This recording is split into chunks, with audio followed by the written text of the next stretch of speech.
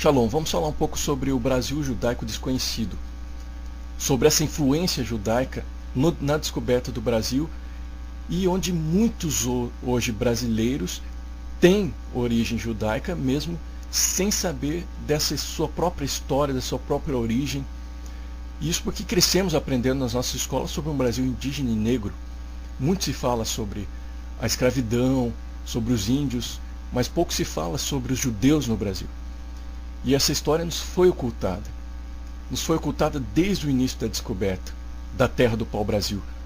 E ainda, para nós termos uma ideia, essa madeira do pau-brasil foi conhecida na Europa como madeira judaica, devido aos judeus que desempenharam um papel fundamental na exploração dessa madeira. Mas pouco ouvimos falar sobre isso, para dizer quase nada. E muitos brasileiros hoje não sabem da sua própria história judaica, pois não lhes foi permitido pelos homens ter este conhecimento. Mas o Eterno, nesses dias, nos permite saber pelo seu poder o que estava escondido nas trevas.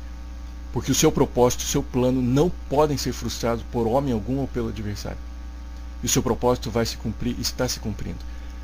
A terra, então, dos indígenas foi encontrada por Cabral na época em que se vivia a Inquisição, encabeçada pelo cristianismo católico, iniciada em 1231 a.C., quando o Papa Gregório IX dá início ao Santo Ofício. Essa Inquisição chega na Península Ibérica no século XV, mais especificamente em 1478, surgindo a Inquisição Espanhola e perdurando até o século XIX, até 1834. E nesta época, de uma forma mais explícita e declarada, tudo que se opunha ao cristianismo, nascido em Roma, era considerado herege e condenado a várias punições nos chamados autos de fé. E essas punições variavam da exposição pública até a pena de morte em fogueiras e outros meios de torturas. E segundo estudiosos, a Inquisição foi considerada um importante instrumento na política chamada limpeza de sangue contra os descendentes de judeus e de muçulmanos convertidos, e difundia uma ideologia antissemita. E sabe-se que os candidatos à ocupação de um cargo no tribunal do Santo Ofício deveria comprovar a pureza de sangue, ou seja, não deveria ter descendência judaica.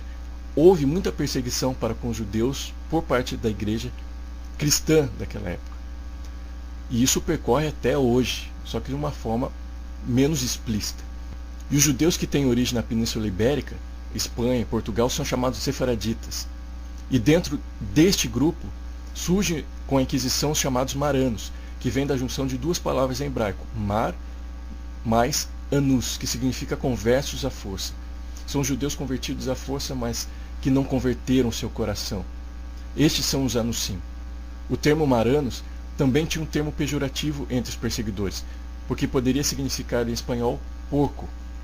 E esses judeus convertidos à força, juntamente com os muçulmanos, eram e são denominados de cristãos novos. Estes são os cristãos novos. Em 1481, os reis espanhóis Fernando e Isabel mandaram chamar Tomás de Torquemada, um inquisidor espanhol, para investigar denúncias sobre a presença de judaizantes. Ou seja, cristãos novos, judeus convertidos e batizados pela Igreja Cristã Católica, mas que continuavam a praticar sua fé judaica de forma escondida. Por exemplo, o Shabat era observado de forma camuflada, e assim outros costumes e mandamentos da Torá também eram observados de tal forma que não fosse descoberto pelos inquisidores. Mas com a perseguição culminou na expulsão dos judeus da Espanha em 1492. E no alvará de expulsão dos judeus da Espanha diz assim: e ordenamos previamente neste édito que todos os judeus e judias de qualquer idade que residem em nossos domínios e territórios, que saiam com os seus filhos e filhas, seus servos e parentes, grandes ou pequenos, de qualquer idade até o fim de julho deste ano, e que não ousem retornar às nossas terras, nem mesmo dar um passo nelas ou cruzá-las de qualquer outra maneira. Qualquer judeu que não cumprir este édito e for achado em nosso reino ou domínios, ou que retornar ao reino de qualquer modo, será punido com a morte e com a confiscação de todos os seus pertences. Bom, a partir desta data, um número de aproximadamente 120 mil judeus se refugiaram no reino vizinho de Portugal, sob o reinado de Dom Manuel I, mas com seu casamento com Isabel, a qual era filha dos reis espanhóis católicos, acabaram surgindo novas leis em Portugal acerca dos judeus, e desta forma também a situação se agravou em Portugal, continuando a conversão forçada, e quando estes eram batizados pela Igreja Cristã Católica, recebiam os nomes dos padrinhos, e vários nomes, sobrenomes conhecidos no Brasil, como Cruz, Soares, Carneiro, Oliveira, Brandão, Souza, Silva, Castanho.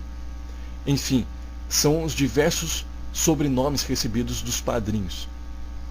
Nesse período inquisitorial de quase 3 séculos, muitas crianças também sofreram com a horrível situação. Segundo a pesquisadora e historiadora Tuti Carneiro, Dom João II, durante seu reinado em Portugal, que teve início em 1477, mandou pegar as crianças de 2 a 10 anos e lançarem na ilha de São Tomé, na África, para serem mortos pelas feras.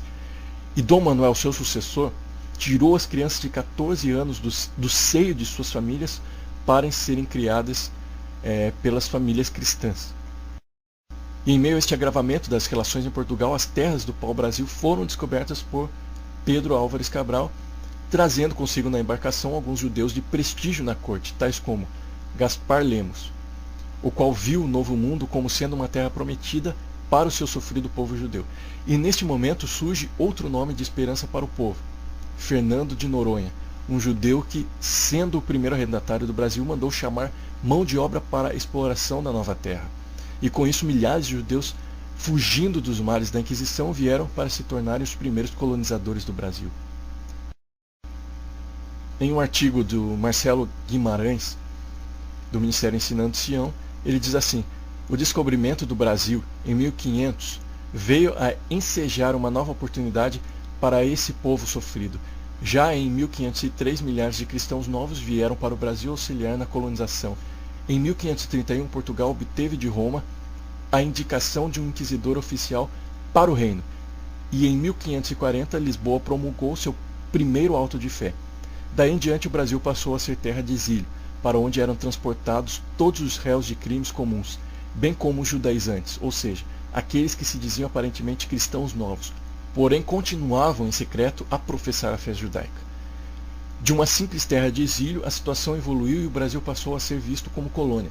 Em 1591, um oficial da Inquisição era designado para a Bahia, então capital do Brasil.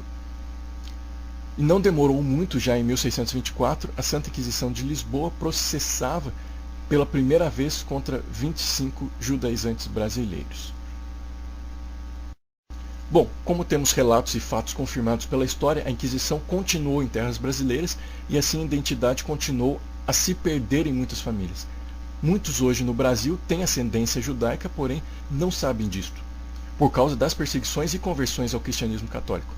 Tudo que se referia a algo judeu, como os costumes, a tradição, palavras hebraicas, a Torá, tudo isto foi removido do contexto de muitas famílias, fazendo com que os netos, bisnetos e tataranetos de cristãos novos não tenham conhecimento dessa identidade judaica, pois nasceram em um ambiente católico e antissemita. Logo surge outro pensamento. Se eu nasci nesse ambiente nada judaico e com um pensamento antissemita, logo nada tenho de judeu em meu sangue. E compreendo que hoje é muito difícil saber dessa ascendência judaica somente pelo sobrenome adotado no batismo do cristão novo, mas por observâncias de alguns costumes familiares, facilmente se perceberá costumes judaicos ainda preservados nas famílias, ainda que sem conhecimento do porquê de tais costumes. E quanto a isto, creio que cabe um outro estudo mais aprofundado sobre estes costumes. E além de todo esse período inquisitorial, outros eventos migratórios também trouxeram muitos judeus ao Brasil, e um desses foi a Segunda Guerra Mundial, com a perseguição pelos nazistas. E com base em todo esse histórico da permanência de judeus no Brasil, vemos que vários âmbitos da sociedade brasileira foram influenciados por esta cultura, inclusive o campo das artes. A formação da música popular brasileira recebeu grande influência da música judaica. E isto em algumas canções, como o choro, Lamento de Yiddish, o frevo klezmer e a ciranda brasileira roira, são evidenciados nessas canções essa cultura judaica. E quem fundou a primeira gravadora do Brasil, a Casa Edson e Odeon, foi Fred Figner, um tcheco de origem judaica. Bem, com a perseguição, acaba-se ocultando a verdadeira identidade, deixando as gerações futuras sem este conhecimento. E quando não se sabe quem é, não se sabe o que deve fazer. Levando em consideração que a Israel o Eterno deu uma vocação irrevogável para o cumprimento de um chamado específico perante o Eterno em favor das nações da terra. E como está escrito em Romanos 11, 28 e 29, quanto ao Evangelho, são eles inimigos por vossa causa. Quanto, porém, à eleição, amados por causa dos patriarcas, porque os dons e a vocação do Eterno são irrevogáveis.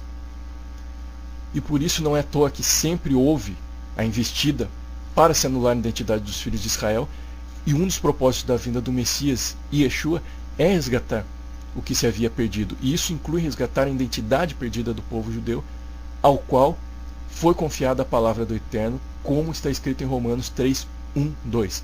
Qual é, pois, a vantagem do judeu? Ou qual a utilidade da circuncisão? Muito sob todos os aspectos, principalmente porque aos judeus foram confiados os oráculos do Eterno, ou a palavra do Eterno. E assim o Eterno tem proporcionado essa techuvá, o que significa esse retorno, essa volta à origem. E muitos no Brasil têm sido despertados mesmo sem saberem ao certo o que tudo isso significa. Mas algo no interior se move para uma volta à identidade judaica, e esta volta não é necessariamente aos costumes e cultura, mas sim um retorno à vocação e chamado que procede desde os tempos antigos, desde Abraão, Isaque e Jacó, assim estabelecido irrevogavelmente pelo Eterno. Mas como eu costumo dizer, o despertar pertence ao Eterno.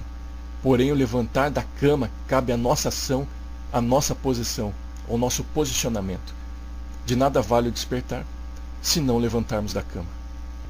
Se você tem sido despertado pelo Eterno, levante-se da cama. Shalom.